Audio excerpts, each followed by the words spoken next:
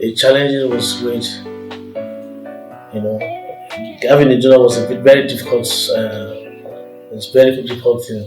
I'll tell you one the truth.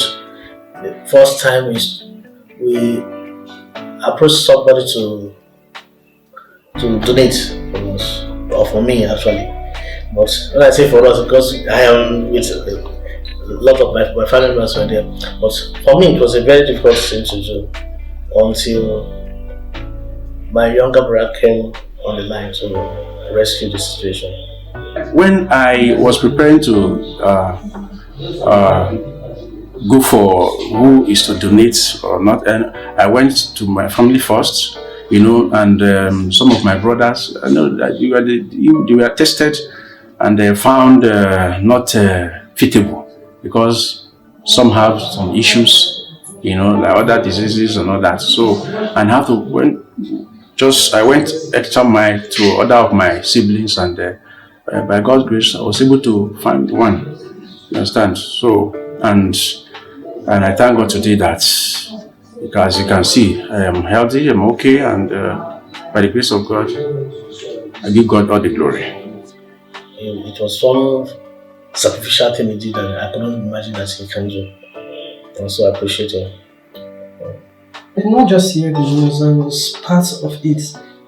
We stayed, we went through different hospitals, and the situation was really critical.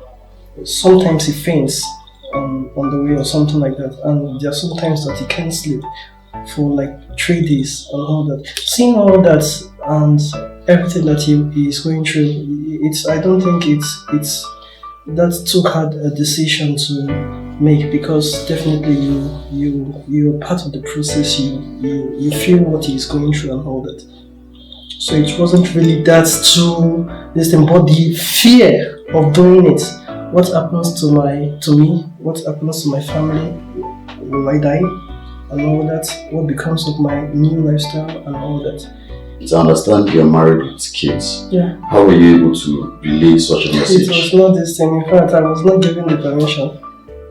I had to sneak out to do it, actually. Seriously. Because my wife was not in support of it at all. But later, when we gave her some kind of education about it, we did lots of research. Even myself, she did lots of research too from the internet and all that.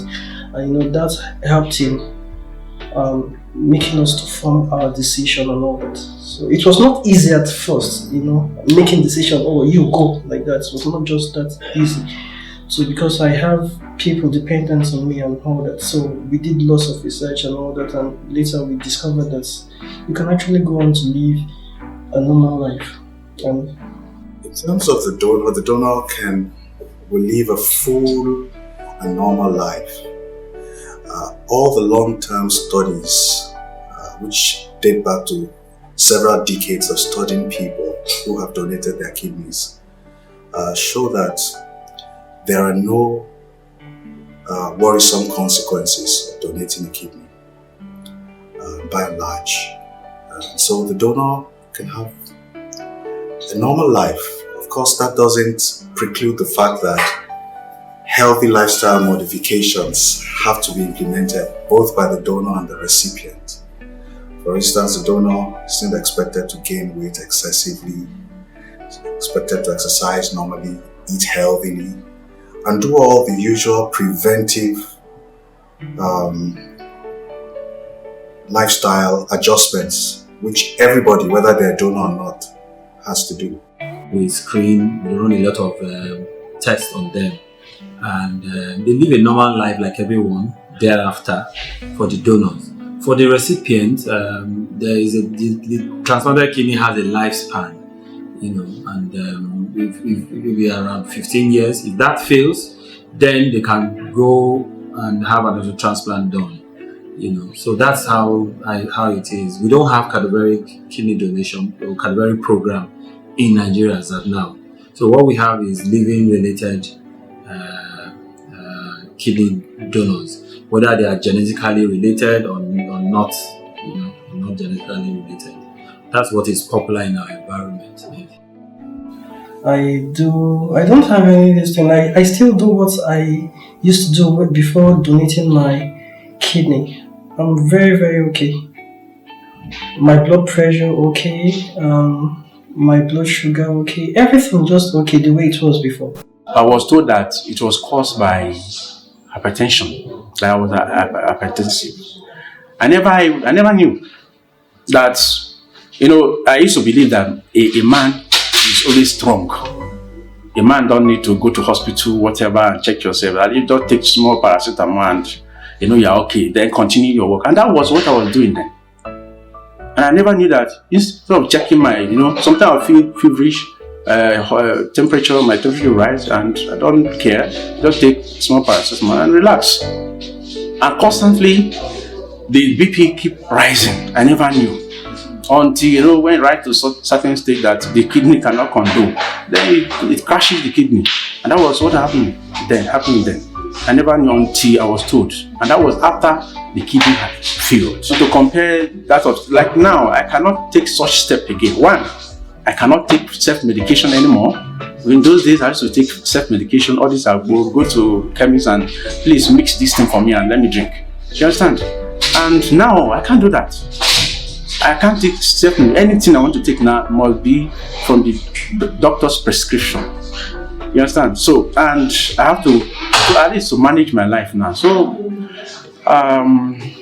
comparing those days and now, I think life now, I now understand that life is not something that should be taken for granted. Okay, with all the rules, regulations that were given to us, especially me myself, before the transplant, we were educated, we were given some form of enlightenment of how life will be after transplant. You must maintain the rules and regulations, do all the hygienic things that you're supposed to do, eat the food that's recommended for you. Then the rate of recovery was so high, and I think that now I can do whatever any normal, I'm still back to my old self working, and the performance is even higher now. Comparing those days and now, I think life now, I now understand that life is not something that should be taken for granted. You understand? Don't take the life, for a ransom, for something you think it's just an easy thing. The life is not an easy thing. Any small thing, then you are gone. If you don't check yourself very well, if you don't take care of yourself very well, anything can happen. And when it happens, you face it. Just like one of my lecturers used to say, that he owes you sorry, or maybe this is sorry, but you own the pain. You understand? So whatever that happens to you, you own the pain. Like when I was going through all this, I was going through the pain. Even my mom, my parents, my siblings, they were always telling me sorry, but I was having the pain. So the life should not be taken for granted. Can you live with the guilt of seeing your loved one die and live with that guilt forever, knowing that you can actually do something for him to save his life? What is the greater goal? Is it when you have a 99% chance of survival?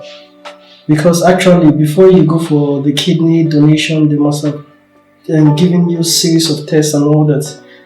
You have a 99% chance of survival.